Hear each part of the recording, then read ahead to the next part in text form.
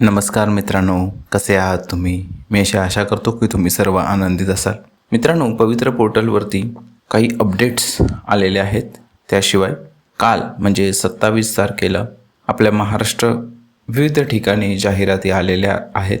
त्यातल्या 2 जाहिराती मी तुमच्यासोबत डिस्कस करणार आहे. इतरसुद्धा संस्था आहेत आणि त्या कुठून डाउनलोड करायचे ते तुम्हाला मी सांगणारच आहे. तर पहिलं आपण पवित्र पोर्टलवरती जाऊया आणि ज्या अपडेट्स आहेत त्या पाहूया. तर मित्रांनो, न्यूज बुलेटिनवर गेल्यानंतर तुम्हाला 25 आणि 26 तारखेच्या 2 नोटिसेस आहेत, ह्या आपण एक एक करून पाहणार आहोत.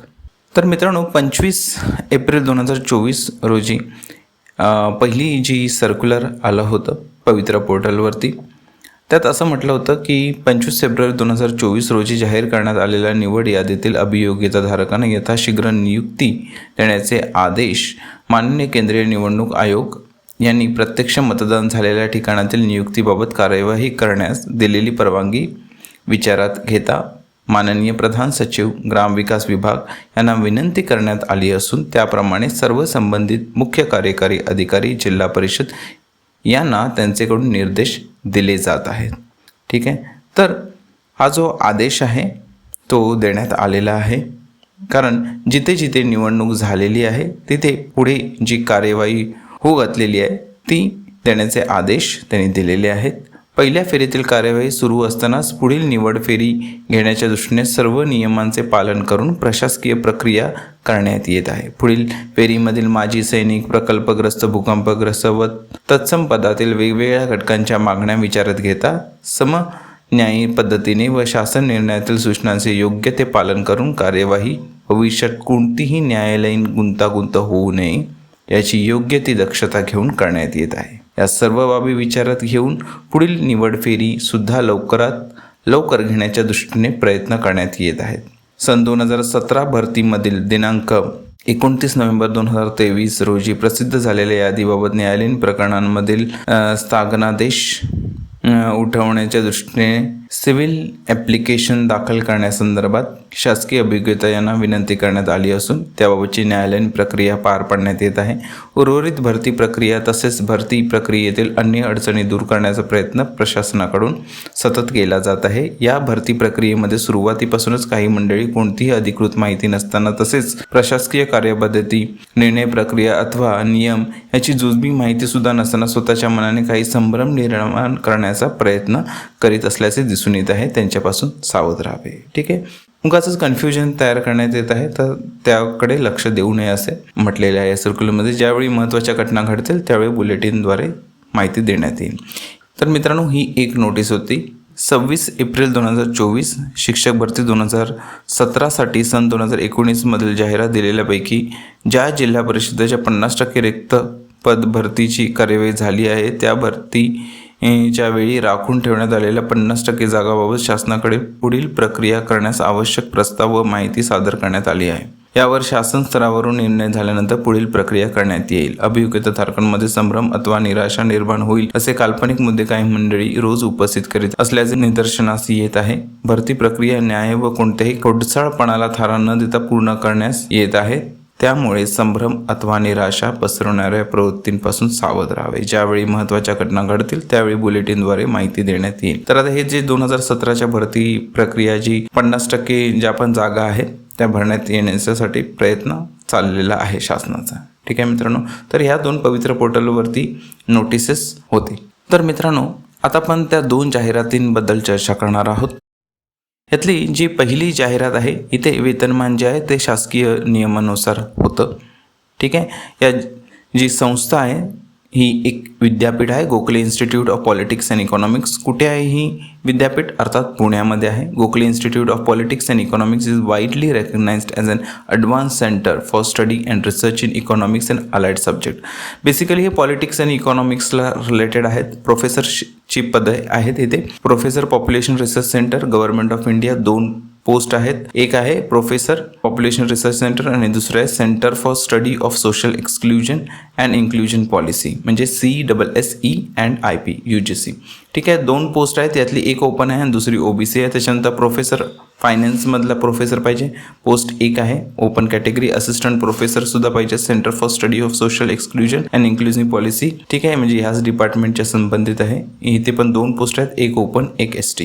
आणि रिसर्च फेलो सुद्धा पाहिजे ॲग्रो इकॉनॉमिक रिसर्च सेंटरसाठी, तिथे 1 पोस्ट आहे OBC कॅटेगरीमध्ये. यामध्ये जो पे स्केल अर्थात गव्हर्नमेंट पे स्केल आहे त्यात चिंता नाही, पण जे एलिजिबिलिटी आहे ते तुम्हाला या वेबसाईटवरती जाऊन बघता येईल www.gipe.ac.in. तर या वेबसाईटवरती तुम्हाला ॲप्लिकेशनसुद्धा आहे आणि एलिजिबिलिटी क्रायटेरियासुद्धा आहे. जर तुम्ही एलिजिबल असाल तर नक्की ते अप्लाय करा, कारण एक चांगली विद्यापीठ आहे. ठीक आहे, UGC कडून परवानगी आहे आणि जे पे स्केल आहे ते अर्थात गव्हर्नमेंट पे स्केल आहे आणि प्रोफेसर आणि असिस्टंट प्रोफेसर दोघं नाही, अतिशय म्हणजे क्लास 1च्या पोस्ट आहेत या, त्याच्यामुळे पे स्केल चांगलाच मिळतो. 5 मे 2024 ही लास्ट डेट ऑफ ॲप्लिकेशन आहे, म्हणजे मेच्या पहिल्या आठवड्यात याच्यामध्ये ऑनलाईन तुम्हाला ॲप्लिकेशन करायचं आहे. ठीक आहे, 5 मेच्या अगोदर. मित्रांनो, आपली जी दुसरी संस्था आहे ती दोन्ही प्रकारे अनुदानित आहे. एक 100% अनुदानित सुद्धा पद आहे आणि दुसरं अंशतः अनुदानित पदे सुद्धा आहेत. ठीक आहे, तर वेतनमान अर्थात शासकीय नियमानुसार अंशतः अनुदानित आणि 100% अनुदानित असं दोन्ही पदांसाठी आहे. तुम्ही पाहू शकता इथे क्रीडा शिक्षक 1 पोस्ट आहे. ठीक आहे, मुख्याध्यापकाची 1 पोस्ट आहे, क्रीडा शिक्षकाची 1 पोस्ट आहे. हे कुठे आहे तर कुठे विद्यालय गोठणगाव गडचिरोलीमध्ये ही संस्था आहे. त्याच्यानंतर कुरखेडामध्ये तालुका कुरखेडामध्ये एक संस्था आहे आणि तालुका देसाईगंज. ठीक आहे, इथे सुद्धा एक संस्था आहे. तर हे इथे क्रीडा शिक्षक, मुख्याध्यापक आणि क्रीडा शिक्षक 1. ठीक आहे, या 1 पोस्ट आहेत वेगवेगळ्या ठिकाणी, देसाईगंज, कुरखेडा आणि गडचिरोलीमध्ये. ओपन पोस्ट आहेत. शैक्षणिक पात्रता दिलेली आहे इथे BA किंवा BSc BPED क्रीडा शिक्षक आहे म्हणून. जे मुख्याध्यापकासाठी HSC DED BA BSc BEd 5 वर्षाचा अनुभव.